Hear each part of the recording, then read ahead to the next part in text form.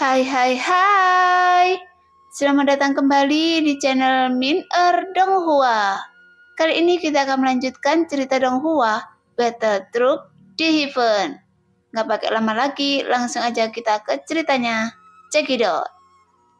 Mendengar kata-kata itu, Xiaoyan menyipitkan alisnya. Yuan tolong jangan menggoda saya. Meskipun saya adalah reinkarnasi dari Yang Mulia. Tapi bagaimanapun saya tidak memiliki ingatan dari Yang Mulia di kehidupan sebelumnya. Jadi bisa dikatakan saya bukanlah Yang Mulia. Xiaoyan menjawab pertanyaan sambil mengambil cangkir teh dan menyesapnya perlahan. Jika demikian, Anda juga pasti menolak permintaan Chen Xiyuan, kan? Sang ratu terus bertanya saat ini. Mendengar itu, Xiaoyan terbatuk 2 kali. Bahkan ekspresi juga menjadi sedikit suram. Chen Xiyuan juga wanita yang mulia.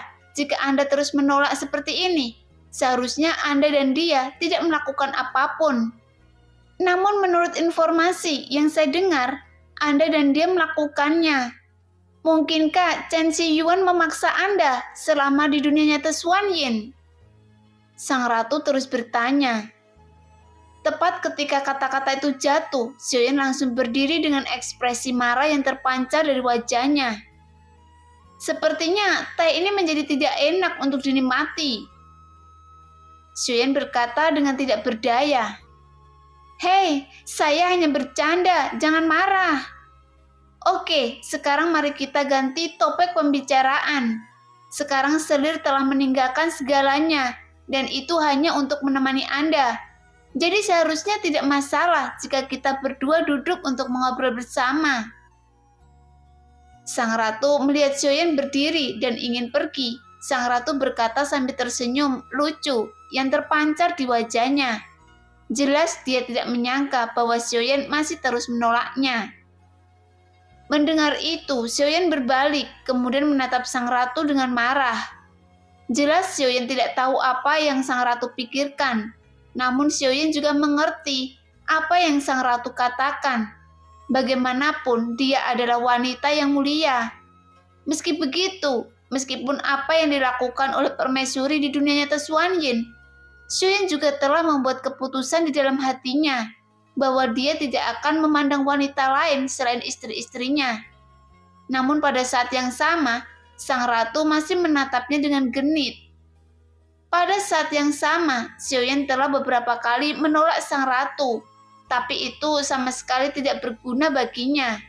Bahkan Xiaoyan merasa lebih buruk dari sebelumnya. Karena Xiaoyan melihat ekspresi wajah sang ratu saat Xiaoyan menolaknya, sepertinya sang ratu tidak menunjukkan kekecewaan. Tetapi sebaliknya, sang ratu justru memiliki lebih banyak lagi ketertarikan padanya, yang membuat hanya bisa menunjukkan senyum pahit di wajahnya. Namun jika dibandingkan antara permaisuri dan sang ratu, kabar baiknya sang ratu tidak secara langsung menggunakan kekuatannya untuk menekan Xiaoyan untuk melakukan hal-hal seperti itu. Karena setiap kali Xiaoyan mengingatnya, itu membuat Xiaoyan merasa malu di dalam hatinya. Jelas sebenarnya Xiaoyan tidak pernah membenci karena dia lemah. Namun yang membuat Xiaoyan tidak nyaman karena dia benar-benar dipaksa saat itu. Oke, saya sudah tidak ingin mengolok-olok Anda dan permaisuri. Tapi coba lihat penampilan Anda. Itu semua sudah cukup menjelaskan jika dia benar-benar memaksa Anda. Sebenarnya sang ratu sedikit tidak percaya permaisuri akan melakukan hal seperti itu. Tetapi mau tidak mau, dia juga penasaran, jadi dia bertanya. Namun meskipun permaisuri memaksa saya, tetapi dia memberikan semua energi dunia kepada saya, yang membuat jiwa permaisuri yang tersisa menghilang dari dunia selamanya. Dan itu karena saya. Xiaoyan berkata kemudian menarik nafas dalam-dalam. Apakah benar seperti itu? Sang ratu berkata dengan suara yang dalam, menatap Xiaoyan yang dipenuhi dengan kesedihan. Jelas sang ratu bisa mengerti jika permaisuri mengorbankan dirinya sendiri hanya untuk membantu Xiaoyan. yang membuat Xiaoyan benar-benar tidak dapat melupakannya. Bahkan akan sulit bagi Xiaoyan untuk melupakan rasa sakit di hatinya. Jika seperti itu, mungkin kekuatan Xiaoyan bahkan lebih kuat dari Yang Mulia saat dia belum jatuh. Sang ratu terus memikirkannya saat ini. Oke, saya ingin bertanya. Jika Anda bertemu dengan seseorang yang lebih kuat dari Anda, terutama itu adalah seorang wanita, sebaiknya Anda berhati-hati, karena apa yang Anda lihat belum tentu seperti apa yang Anda bayangkan. Namun saya juga tidak dapat memastikannya. Sang ratu berkata perlahan. Apakah maksud Anda permaisuri tidak benar-benar jatuh? Xiaoyan bertanya dengan bingung, karena menurut apa yang terkandung dalam kata-kata sang ratu, seharusnya permaisuri tidak menghilang. Saya tidak dapat memastikan, namun saya merasa ada kemungkinan besar bahwa permaisuri akan tetap ada. Sang ratu menjawab perlahan. Mendengar itu, Xiaoyan tertegun sejenak. Jelas dia masih berharap sang ratu akan memberitahunya. Saya juga berharap permaisuri dunia nyata Xuan Yin tidak benar-benar jatuh. Namun dengan kekuatan Anda saat ini, bahkan jika permaisuri masih hidup, tidak mungkin bagi Anda dapat melihatnya sekarang. Oke, sebentar lagi kita akan memasuki formasi teleportasi besar, tapi mereka juga akan segera datang. Oleh karena itu, sebaiknya Anda juga siap.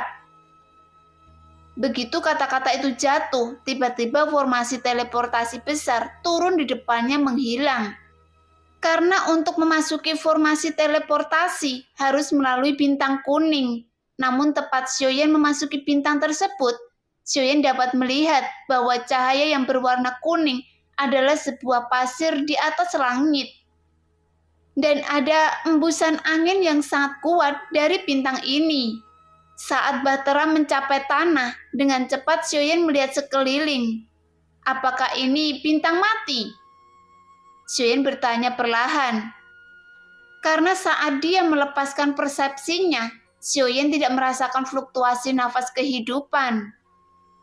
Ini hanya sebuah formasi teleportasi yang sangat besar, yang dapat dipertahankan dengan baik sampai sekarang. Sang ratu menjelaskan dengan lembut. Sekarang Bahtera sudah mendarat di tanah, tapi pada saat ini sepertinya sang ratu tidak terburu-buru, tetapi terus minum teh dengan santai. Bukankah Anda harus mengaktifkan ini formasi untuk segera pergi?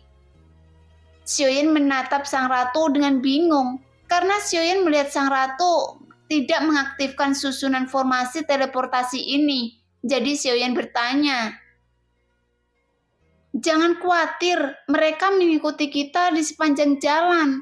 Jadi mengapa kita tidak bermain dengan mereka terlebih dahulu?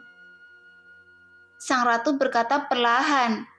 Mendengar itu, Xiaoyan menyipitkan matanya sedikit, karena secara logika dia dapat dideteksi sekarang. Segera Xiaoyan menyebarkan kekuatan jiwanya, kemudian dia dapat merasakannya. Yuan ada fluktuasi aneh yang datang dari luar bintang. Xiaoyan berkata dengan dingin. Saya tidak tahu, jadi sebaiknya Anda pergi untuk melihat-lihat. Sang ratu berkata sambil tersenyum. Melihat itu, sudut mulut Xiaoyan terangkat sedikit, seolah-olah dia merasa bahwa tingkah laku sang ratu sama persis dengan permaisuri. Segera sang ratu melambaikan tangan dalam satu gerakan. Tiba-tiba dengan cepat seluruh tubuh Bahtera terendam ke dalam pasir kuning di seluruh langit. Oke, saya akan menggunakan kekuatan jiwa saya yang kuat untuk menyembunyikan keberadaan kita. Xiaoyan bergumam. Pada saat yang sama, sebuah Bahtera yang mengikuti Xiaoyan tiba-tiba berhenti. Sialan, mengapa mereka menghilang? Apakah Anda ingin terus mengejar mereka? Jika Anda terus mendekat, mungkin itu sangat berbahaya. Oke, kalau begitu, sebaiknya kita harus keluar dari bintang ini secepat mungkin dan menunggu di luar. Pada saat ini, beberapa sosok di dalam bahtera yang mengikuti Xiaoyan saling bertukar pendapat. Jelas mereka tidak berani terus memasuki bintang tersebut. Dan mereka berencana untuk pergi untuk menunggu Xiaoyan di luar bintang. Melihat bahwa mereka dari istana surgawi, Xiaoyan tidak berhenti dengan cepat. Dia melambaikan tangannya, kemudian lautan api membumbung ke langit dan langsung menyebar ke seluruh bahtera dalam sekejap. Segera terdengar suara jeritan melengking dari dalam bahtera. Namun hanya dalam setengah batang dupa, semua hantu roh telah berubah menjadi abu terbang dan hanya meninggalkan bahtera yang masih terbakar api yang berkobar. Kemudian mengeluarkan suara ledakan dan hancur. Sepertinya istana surgawi benar-benar seperti ini. Sang ratu berkata dengan dingin. Ya, setelah saya tinggal di alam dewa kuno, mereka akan berusaha keras untuk mengejar saya dan membunuh saya. Xiaoyan menjawab perlahan. Nah, demikianlah cerita hari ini. Terima kasih yang sudah menonton video Min Earth sampai selesai. Sampai jumpa di video selanjutnya. Bye-bye.